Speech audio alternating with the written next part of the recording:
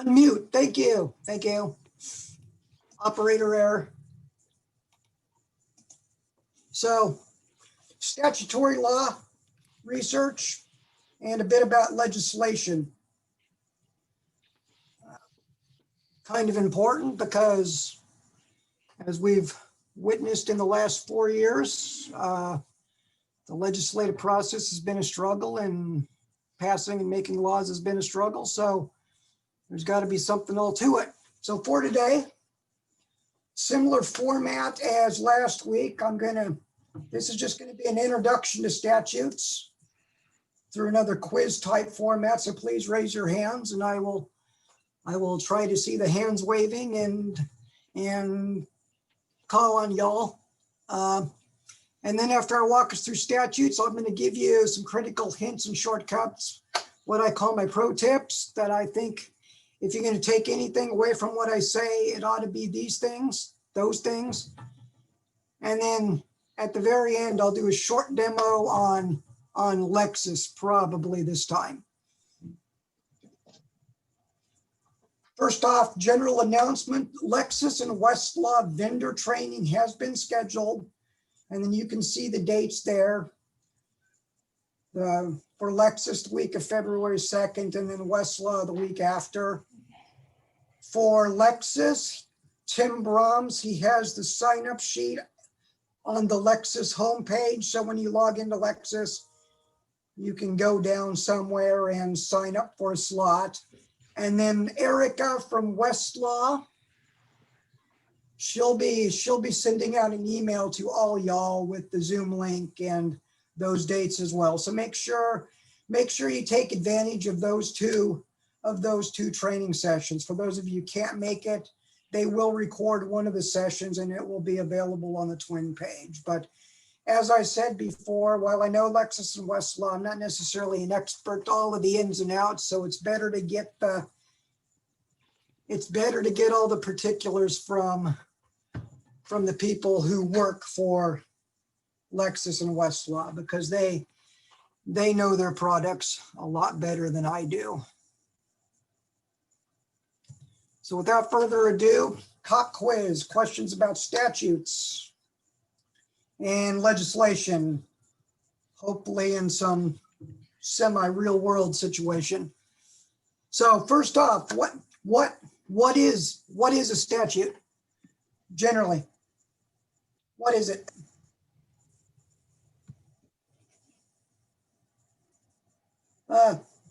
John, Taryn. That's the law. It's the law. Okay, anything more about it?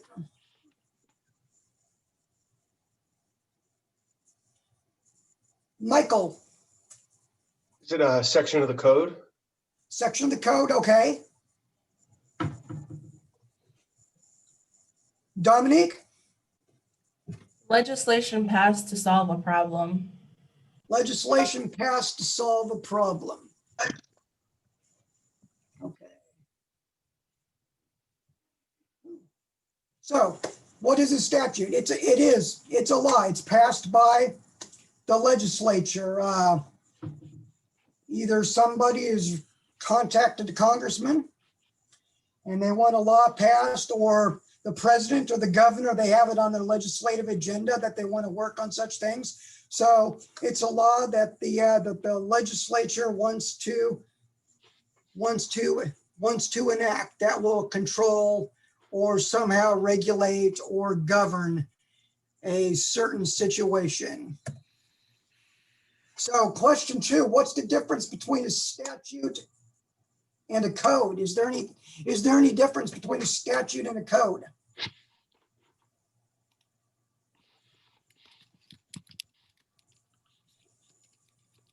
Trevor. A code is almost like a library that contains statutes, where a statute is like a separate section of law. Not exactly. Any other thoughts?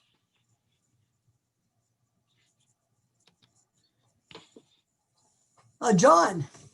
The statute's the individual law and the code's where it's organized. Okay, that's a good thought. My answer is the difference between the two depends. Some states will call their laws statutes. Others will call them code. So basically it's know your jurisdiction, right? So Pennsylvania statutes are the laws passed by the Pennsylvania legislature, whereas if you were in California, it would be the California Code of Laws. So some states call their laws statutes, others code. So for example, in Pennsylvania, laws are statutes. And actually the code, the Pennsylvania Code is the code of regulations. Regulations are different than statutes. Regulations are rules that are promulgated by agencies. On the federal setting, the United States Code is the federal laws. And also the Code of Federal Regulations is the regulation. So again, you have to know your jurisdiction. So laws, code, statutes, legislative actions, laws passed by Congress or the state legislature. The first step of the research process, as you will probably find out in your years here, is often the first step in the research process to determine if a statute governs your situation. Because not everything in American law, right, is common law. Some of it is derived by statutes that are on the books, the law. So question 3. Arrange in the following order statutory publication. So what's the proper order of these things when laws are passed? Anyone want to take a shot at that?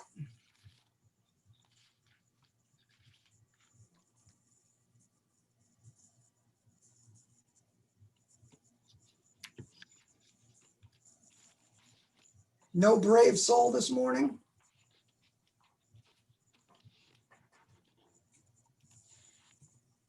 Yes, Maria. Yes. Can I start with the last one? I'd say annotation is last. Yes.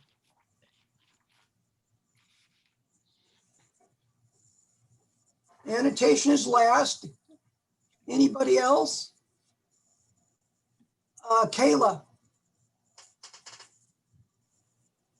Slip law would be first. Okay, right. And then I believe it would be session law. And then going off what Maria said, codification would be next, and then annotation. Right, exactly. So here on this slide is the general statutory publication scheme work. The legislature will pass a law. It'll be signed by the governor or pres, and it'll become a slip law, an individual law. Then at the end of a legislative session, every slip law will be bound in the order that it was passed into session laws. And then the next step is all of these individual laws will be codified into the statutes or the code or whatever they call their set in your jurisdictions. And then finally, somebody in the government will create the annotated code. They'll add annotations to the laws. So question 4 piggybacks on this. How is a statute different than a law? Is it any different?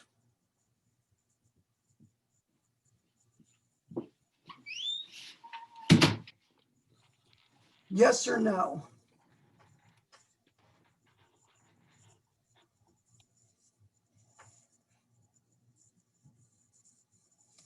A statute codifies the law, right? It organizes the law. The individual laws are just words on a page, but there's no easy way of locating them.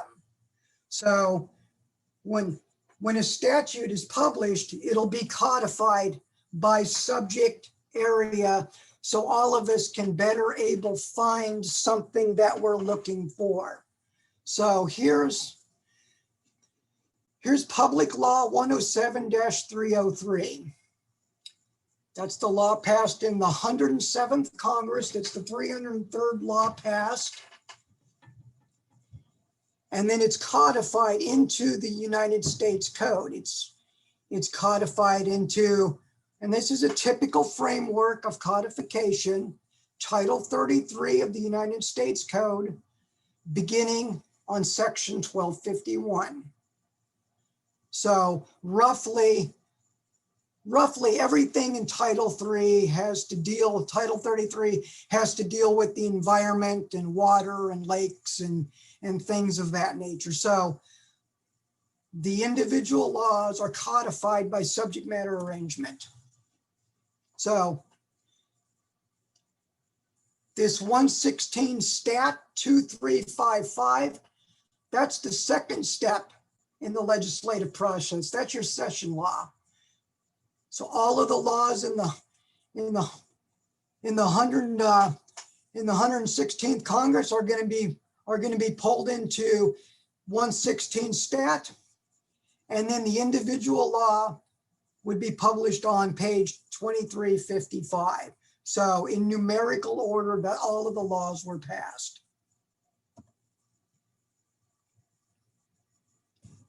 And then if you're searching on Lexis, it might come up something like this: Pennsylvania Child Custody in your search results. Title 23 of the Pennsylvania Consolidated Statutes, Section 5328. So statutes, codification, subject matter arrangement. Don't be confused in your search results in Lexis or Westlaw, confusing your statute here, and then right below it, bill text, Pennsylvania Senate Bill. The Pennsylvania Senate Bill 1176 is dealing with grandparent custody, but that's a bill, not the statute in Pennsylvania Consolidated Statute. So be careful when you're in your Lexis or your Westlaw that you know what you're looking at. Bonus question: what's a bill?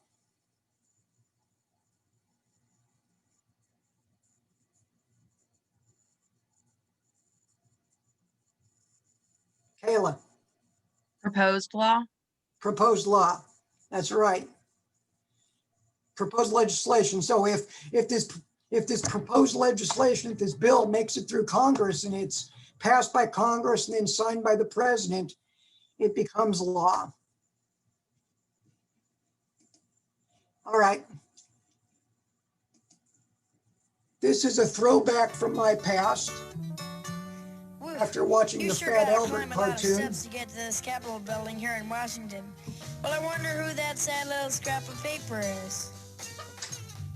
I'm just a bill, yes, I'm only a bill, and I'm sitting here on Capitol Hill. Well, it's a long, long journey to the capital city. It's a long, long wait while I'm sitting in committee, but I know I'll be a law someday. At least I hope and pray that I will, but today I am still just a bill. Gee, Bill, you certainly have a lot of patience and courage. Well, I got this far. When I started, I wasn't even a bill. I was just an idea. Some folks back home decided they wanted a law passed, so they called their local congressman, and he said, "You're right, there ought to be a law." Then he sat down and wrote me out and introduced me to Congress, and I became a bill.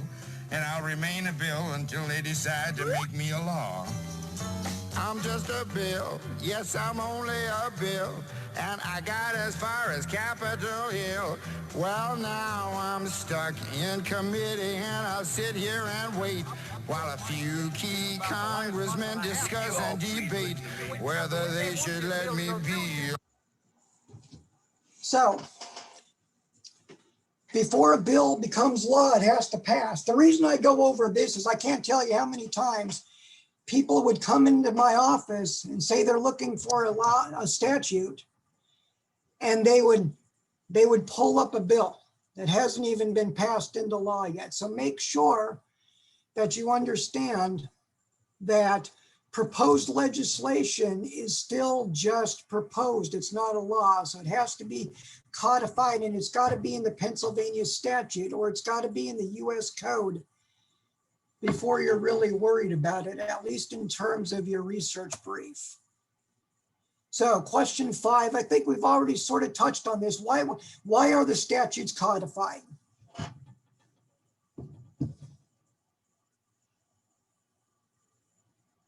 Carolyn. They're easier to find then by that specific section of law. Right, to make it easier to find. So subject matter arrangement, usually by title and section, so that you can find what you're looking for. I mean, in these days of keyword searching, maybe it's not such an issue, but back before Lexis and Westlaw, you needed the subject matter arrangement so you could use an index to find what you're looking for. Question 6, what is an annotated code? And then why use one? Annotated code, annotated statute, using the terms interchangeably. What is the annotated code? Any idea what that means and why it's important?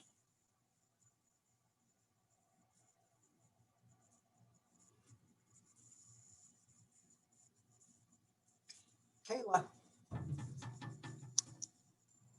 Because there's like decisions or notes that are attached along with the law itself to help give clarity or like point to decisions that are important. Yeah, what she said, exactly. So the annotations, there'll be a number of things. Primarily, you're looking up for the notes of decisions that deal with your particular statutory section. The notes of decisions would be cases that somehow interpret or apply your statute in question, to see if you can sort of make an argument that this statute applies to your situation or vice versa if it doesn't. Also in the annotations, you're going to get research references to other things that discuss your statute, such as law review articles, practitioner books, Pennsylvania law guides, things like that, that also discuss the statute that you found. So the annotations are to help you understand and interpret and see how the courts have used your statute in the past. Question 7, what is the official version of the United States statutes? Does anybody know? And does anybody know, is the official version of the United States statute an annotated volume? Any thoughts?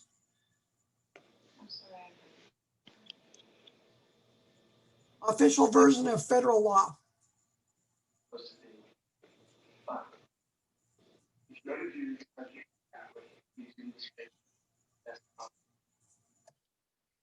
Official version of the federal law is the United States Code. And the United States Code, unfortunately, is not annotated. It's just the text of the statute. So for research purposes, you would likely use, on Lexis or Westlaw, the United States Code annotated. And the annotations would have, as you can see here, notes of decision. So in the print version, you would get these little paragraph summaries of the holding of a case and then a citation to the case so that you could pull it up on Lexis or Westlaw, or actually, yeah, John.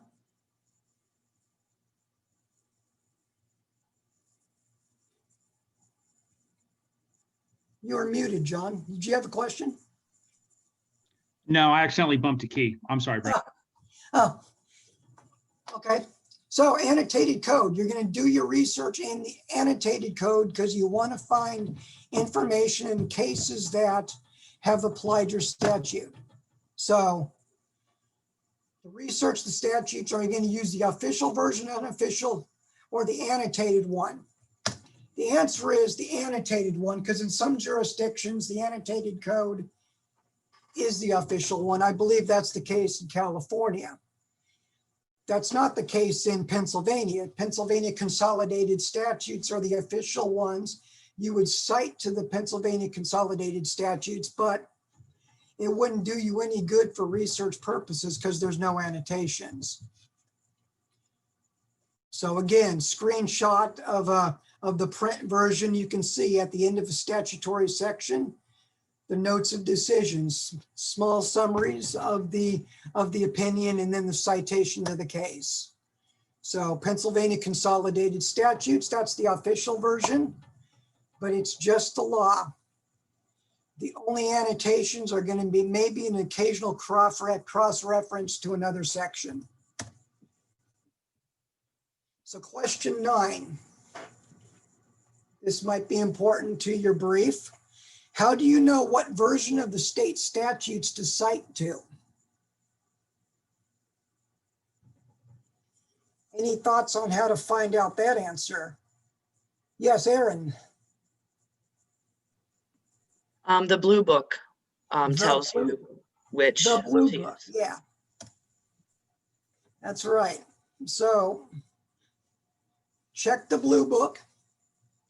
Or in practice, you would also go to the rules of court. They usually have a section on what authorities that you cite to when submitting a brief or other correspondence to the court. So check your blue book. So question 10 here, what's the best way of searching for a statute that'll be on point for your situation? Encyclopedia? Are you going to Google it? You're going to use Lexis or Westlaw?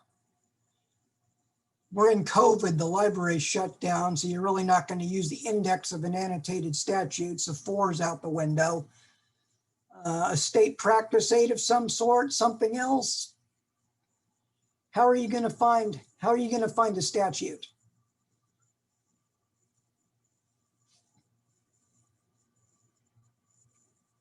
Aaron?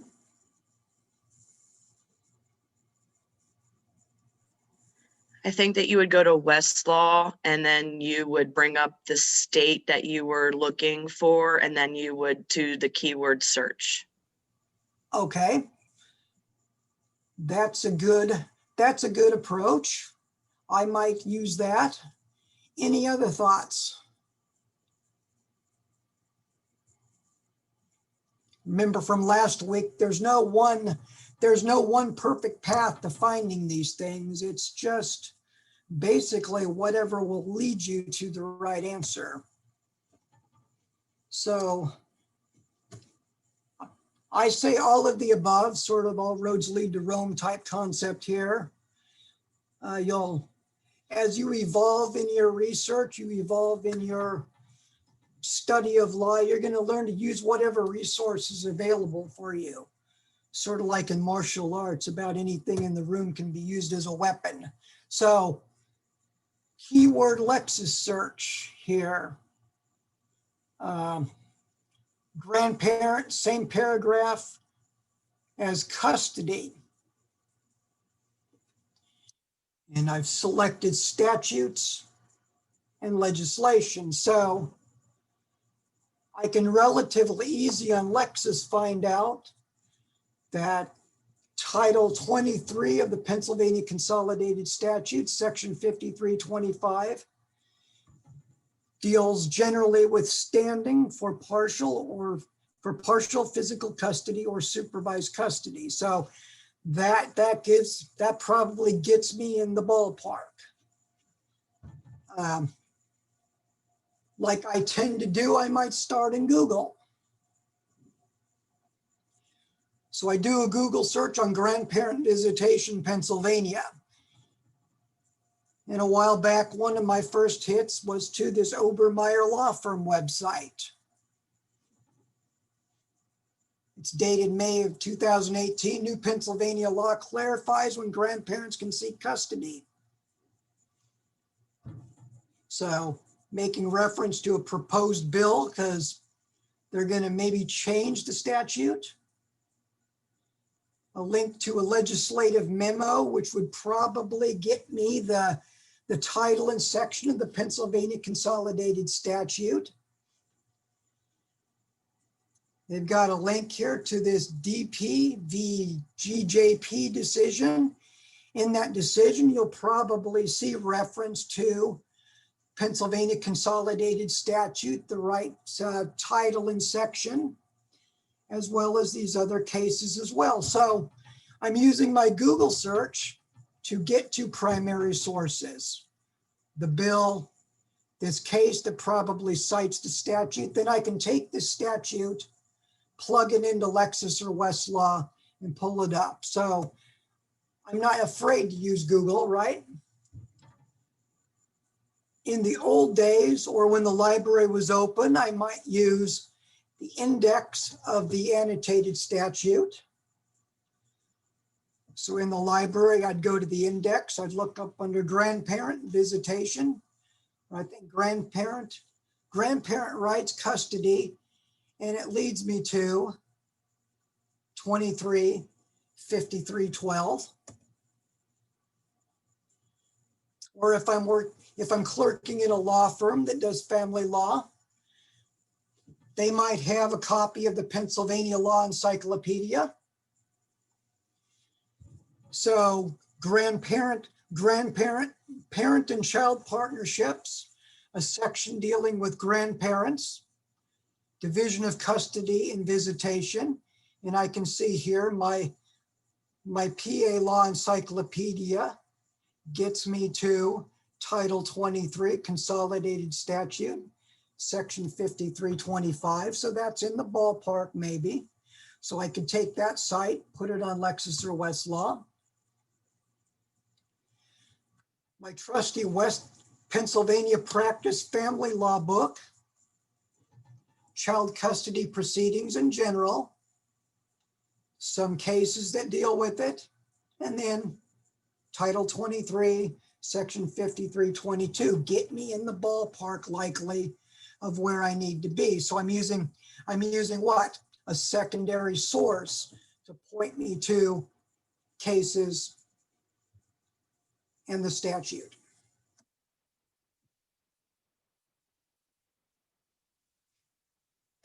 And I'm not going to torture you with my Captain Kirk video. So we'll press on your question 11. Why would you use a print statute if one was available? Either in your firm library or if you went to the Widener Law Library. Why might you use the print statute instead of the online version? Any thoughts to that?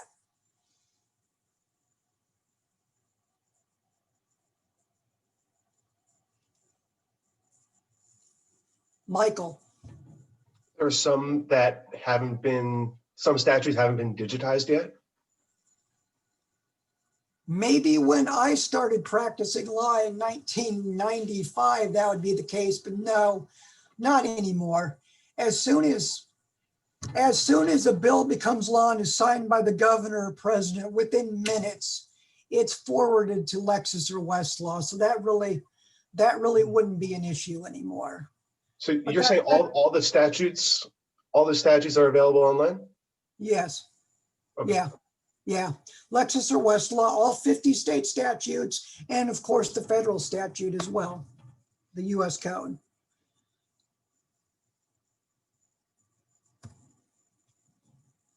Well, I like to think it's easier to use, especially in the context of your ability to flip back and forth between different sections, because your secondary source or your Google search, it might get you a title and section, but it may not be the specific title and section you're looking at that you're needing. So if you're looking at the statute in print, it's a little easier to page back and forth and see how the entire context of a statute might be laid out and make more sense to you. So here's a print version of the child custody statutes in Pennsylvania.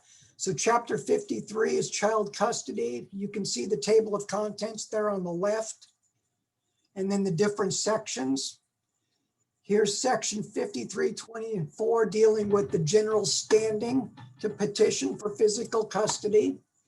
And you can see the grandparents as one of the listed parties. And then at the end of section 5324 are your notes of decision and other annotations that somehow have applied the statute or interpret the statute.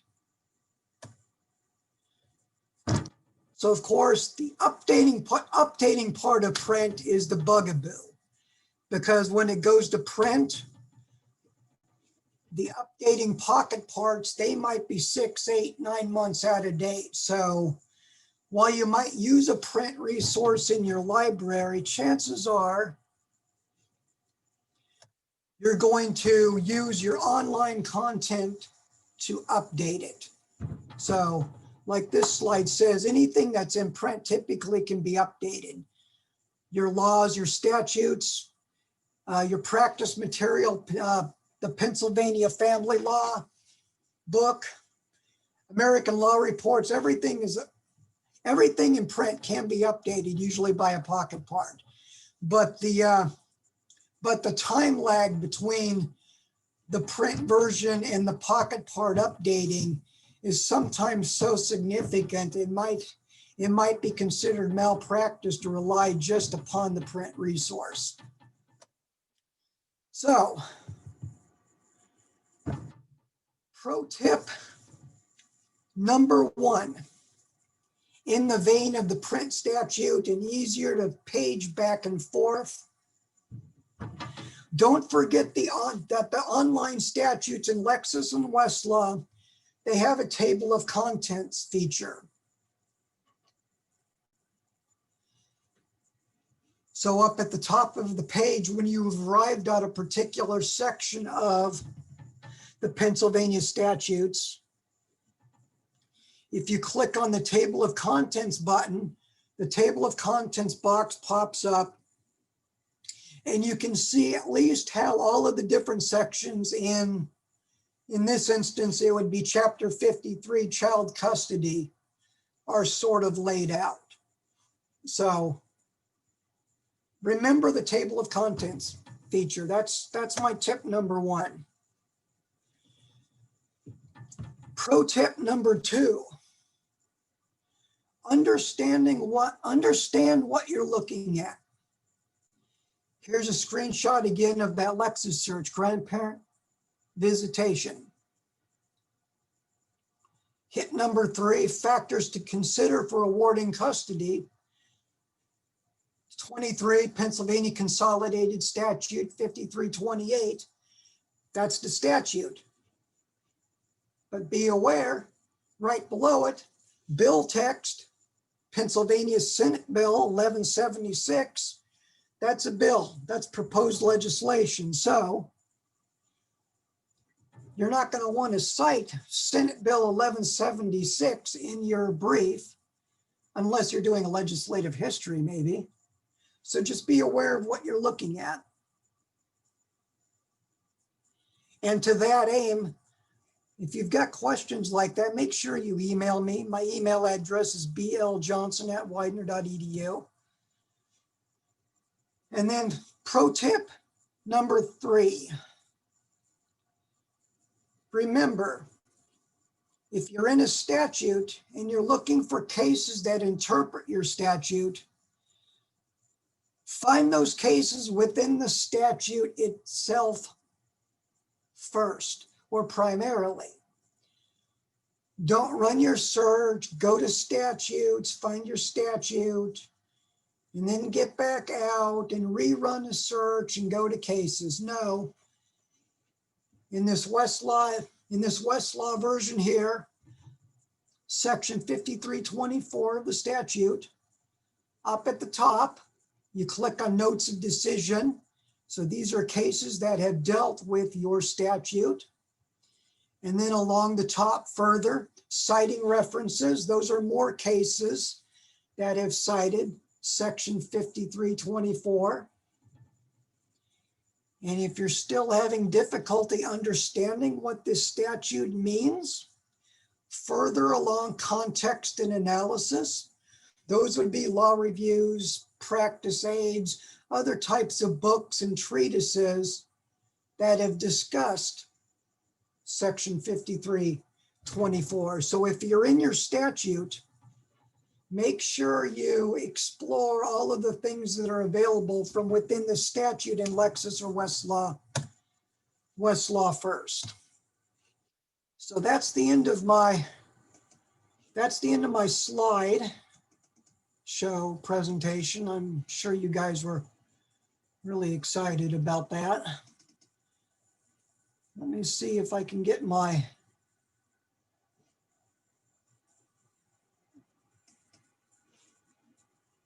just a real quick, how do you do?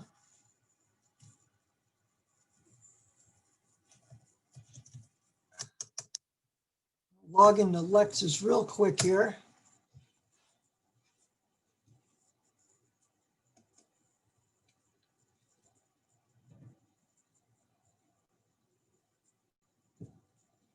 Lexis Plus.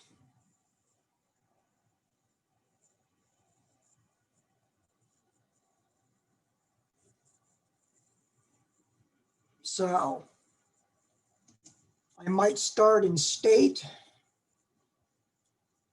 Pennsylvania.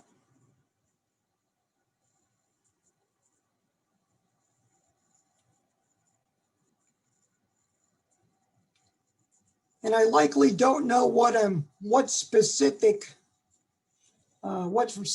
source I'm looking for initially. So I might just, from within Pennsylvania, do grandparent, same, let's go same paragraph as visitation, search.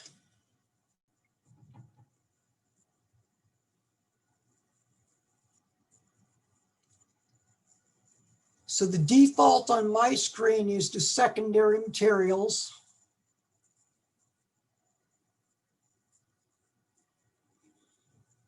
So if I'm looking for statutes, I'll go up here,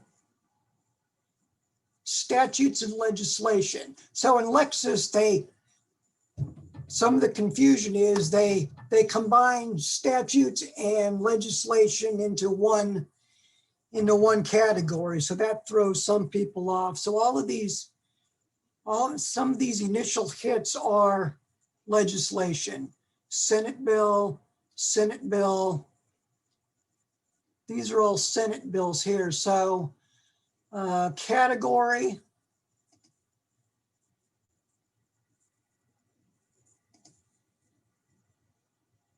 go to codes. In Lexis, they call them codes, not statutes. So I've gone from legislation and statutes, and then I went category codes. And here my first hit, Title 23, Pennsylvania Consolidated Statute, Section 5325, standing for partial physical custody and supervised physical custody. So this is talking about who in Pennsylvania has standing to contest or petition for custody of a child.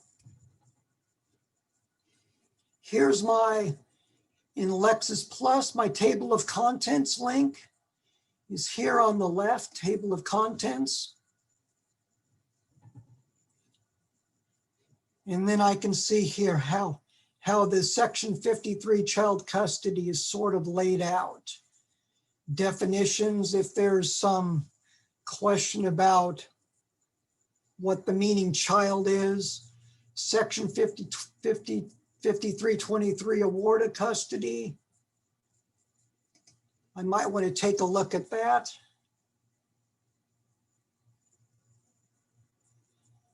So there's two different types of award. So you can petition the court for a variety of different custody awards, shared physical, primary physical, etc. So It would be up to you as a lawyer to figure out how those all apply. 5324 is the general standing to petition for custody. Grandparent, you can see, is one.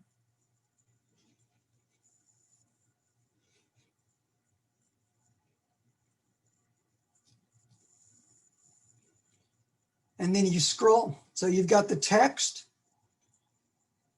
the history of it. So here's the legislation that was passed. And then here are your, below your annotations, commentary from the legislative committee, and then case notes. So these are all opinions that somehow deal with Section 5324, standing for petition of child custody. And then they break it down by topic. So you click on an opinion.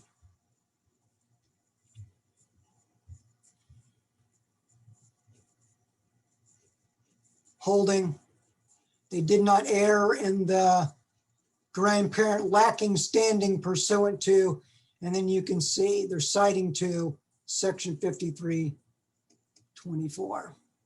So from within the statute itself, you're finding your notes of decision.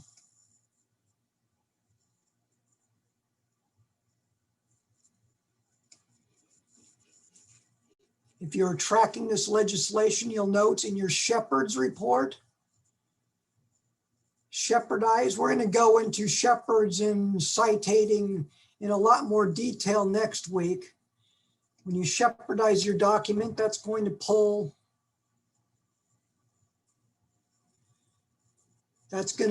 additional citing decisions that cite your opinion. And then you can see on the left column, you can narrow these or filter your opinions by positive analysis, negative analysis. If it was ruled unconstitutional by a court, you would see that as likely negative treatment there on your left column. So if there's a bunch of citing decisions, you can filter those citing decisions by treatment or by court. If you're dealing with a federal statute, there might be 3,000 citing opinions instead of 300. So you might narrow it down by court type, third jurisdiction, or whatever. So you have all of those tools available for you. Pending legislation. If you were out in practice and had access to Westlaw, you can see that pending in the current Pennsylvania legislature are some proposed bills that, if passed, would somehow impact your section. So that's available to you.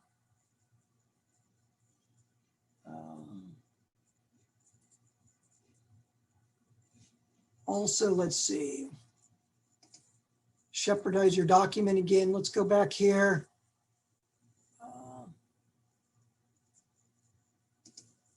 Citing decisions, you can go no other citing source, so no law reviews or anything cited to Section 5325. But those secondary type materials would be also listed in the Shepherd's report as well. So bottom line is, when you find a statute that's going to apply to your situation, you're gonna pull the bulk of your cases and your other resources right from within the statute itself, instead of simply just rerunning searches again and again. It's so I try to keep my search process as linear as possible. Find a statute on point, find cases within the statute that cite it, and then expand my search out from there. Are there any questions that you guys have that can clarify anything?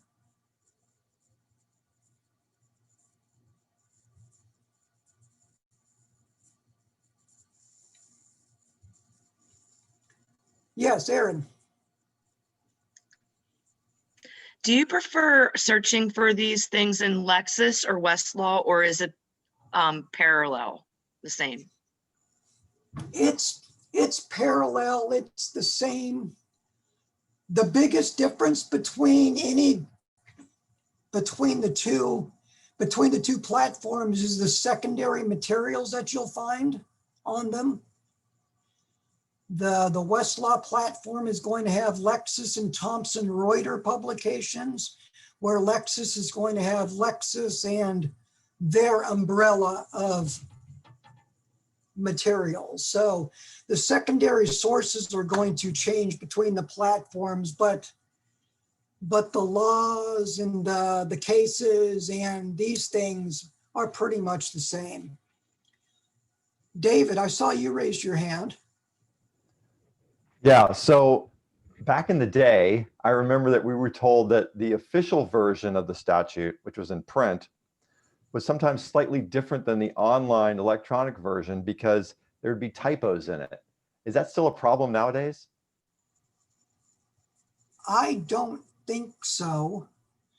When there was, yeah, like back in the days, I suppose technically if there's a typo in the statute, the actual version is the law itself, not the statute. So if there's a discrepancy between the law and the statute, you'd revert to the law, but that's getting so deep into the weeds, I'm not sure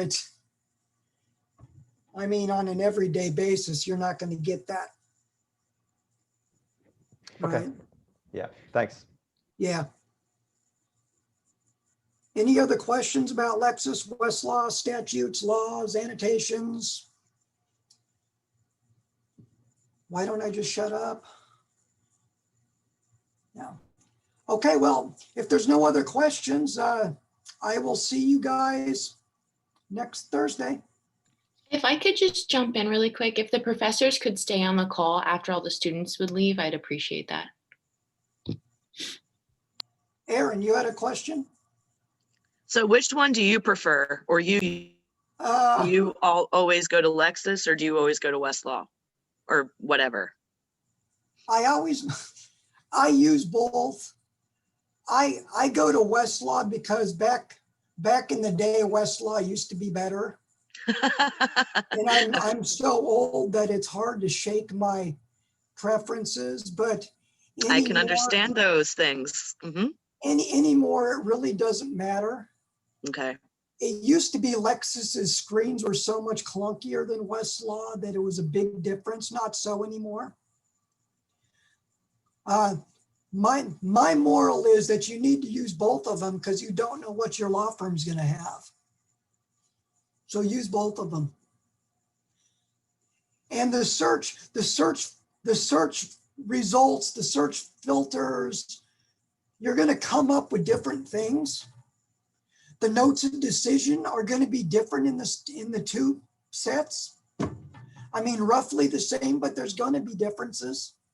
So you might want to compare the results between the two. Since you have access to them, you may as well take advantage of that. All right, good questions. Thank you very, very much. You're welcome.